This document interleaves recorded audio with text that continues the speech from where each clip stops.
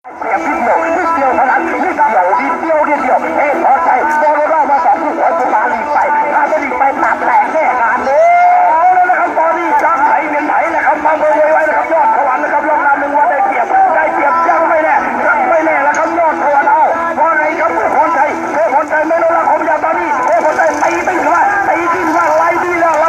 ครับเอายอดสวรรค์ทำไมยอดสวรรค์แถวลงไปเอาเฮ้พรชัยยอดสวรรค์จุดกับจุดพันเอาดูยอดสวรรค์พัดแล้วเอาละครับเกินมันเจอถุงเหนือสายข้างออกรับแล้วเอาเลยทำไม่ได้ครับยอดสวรรค์นี่สถานการณ์เลยเกิดขึ้นให้ครับทะลักไป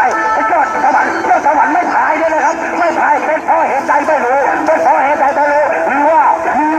แค่ดึงเลยก็โหจับเอาละครับได้ใจเพื่อพอใจไปแล้วครับเพื่อพอใจขอแลกเชื่อใจจากพี่น้องชาวสามประชาธิปไตยจากด้วยครับเอาแล้วนะครับตอนนี้เพื่อพอใจนำห่างแล้วนะครับหนีไปหลายหลีช็อตเลยนะครับยอดสวรรค์ยุดเลยจะเป็นอย่างจะไปฆ่าอีกการนับเป็นหนึ่ง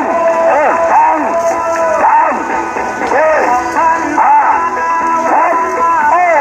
ก็เป็นแบบนี้ครับ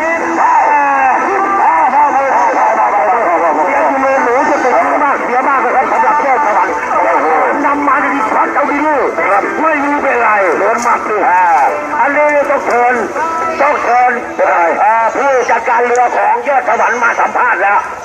ว่าเหตุการณ์ใดเกิดขึ้นแบบนี้ผมจะที่ประเทศกอง